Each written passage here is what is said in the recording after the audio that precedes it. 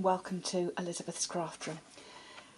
Have you already got your Take Your Pick tool, also known in Elizabeth's Craft Room as the Picky Uppy tool? It's on page 30 of the autumn winter catalogue, and if you haven't already got one, you so need one. This is 5 tools in one. It picks up and it's a pricking tool, it's a double-ended scoring tool, it's got a mini spatula, and we love it here. But the only bad thing about it is this is the box it comes in. And if you were giving this Picky Uppy tool to a crafting friend for Christmas, wouldn't it be nicer to give it to her, or him, because it would be very good for model makers as well, wouldn't it be nicer to give it to him in this box?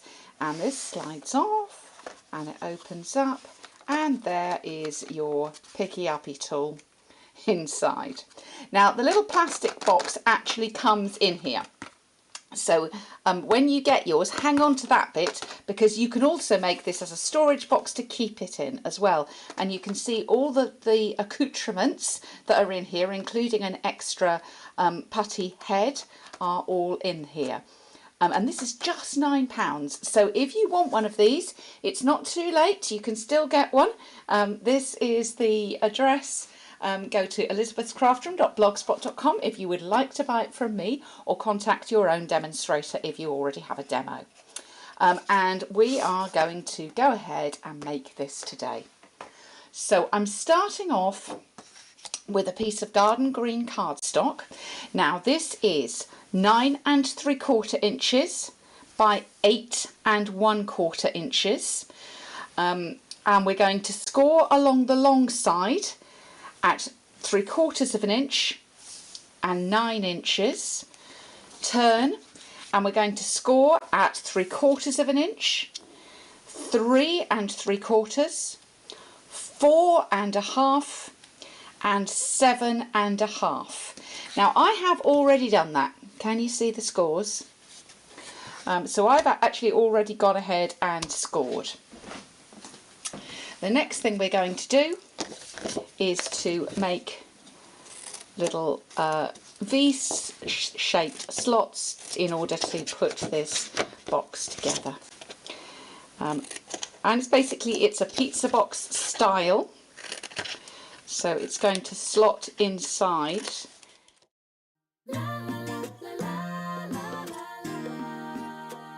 I will say the measurements for this came from a demonstrator called Liz Yule. Thank you very much, Liz, for these measurements.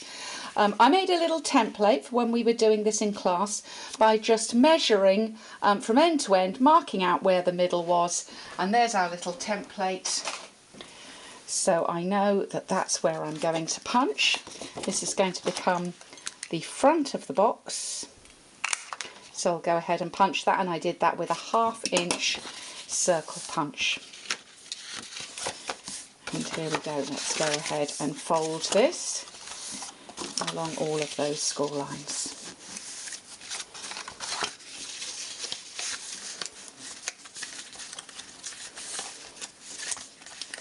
Now if you're gluing this with Tombow, which is my favourite adhesive, I suggest having some little clips. These were Stampin' Up. I don't know whether these ones are still in the catalogue. I think we have got little gold clips in the catalogue, but I find this really quite useful for when I'm putting boxes together that want to ping out again. So what I'm going to do is I'm going to start off with glue on those 2 tabs in the middle, so there and there, and then the same at the front. A little bit of glue, a little bit of glue, and then we'll pull all of that together. And as I pull it together, I'm just going to peg it with a clip. You can use a little, if you've got little mini wooden pegs, we've had those in the catalogue before as well. You might have some of those in your craft room. Those will work fine too. And then, so I'm gluing the base here. Let's pop that in. Just make sure you're getting that square. And there's the base. Just pushing that out just a tad.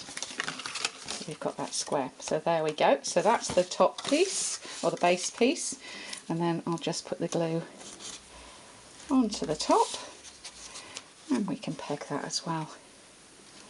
Just for a sec while that's drying.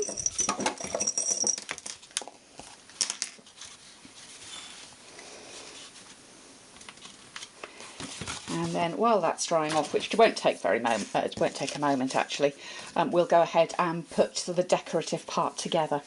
So I'm having a panel of real red, and my panel is 2 3/4 inches by 7 3/4 inches, and then I've got a piece of designer series paper, and my DSP is 2.5 inches by 7.5 inches, and I'm going to glue this together.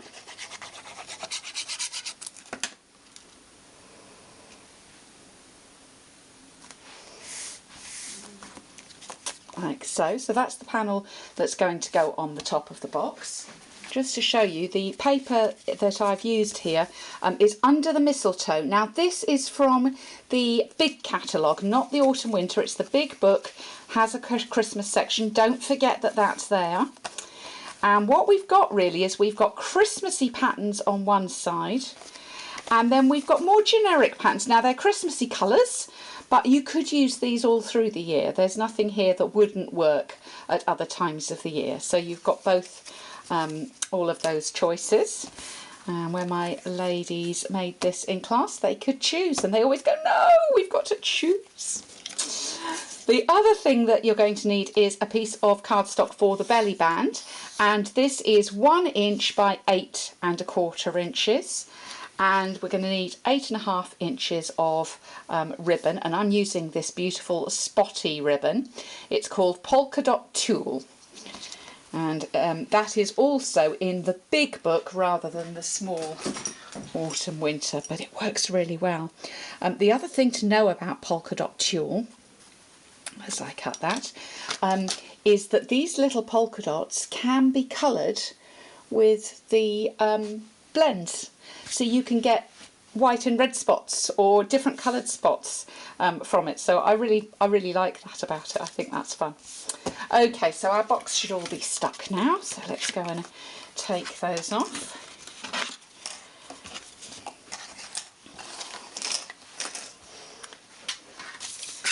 And we should find that that little piece fits perfectly inside, like so.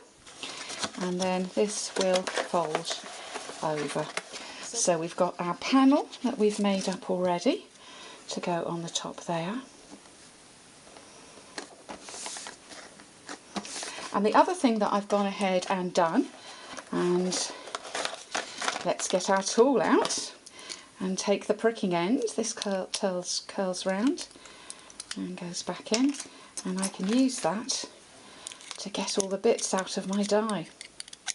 Now the die that I have used is from, what are we calling it, All the Presents, and it's got this cute little bow.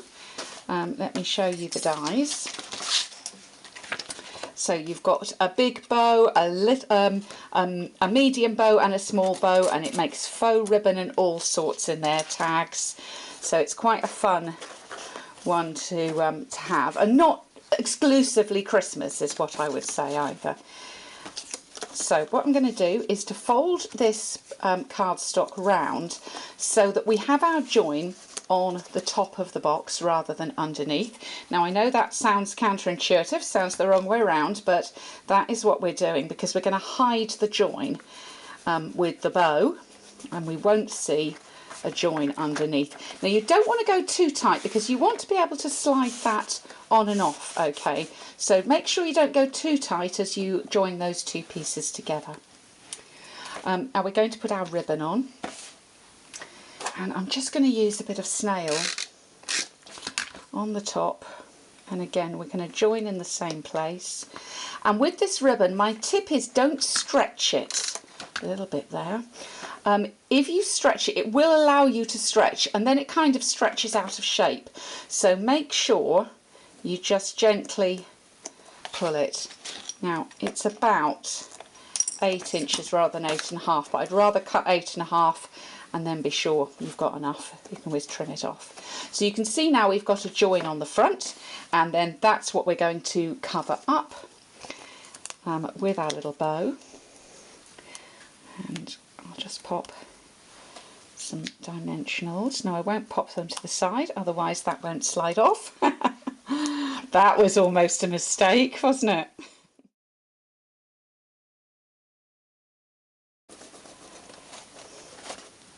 And of course you can't finish without some bling. And now we've got a great big piece of bling in the form of a clear faceted gem. So there you go, a perfect storage box for your picky uppy tool. And I hope you find one in your Christmas stocking. Thanks for visiting Elizabeth's Craft Room, and I look forward to welcoming you back again soon.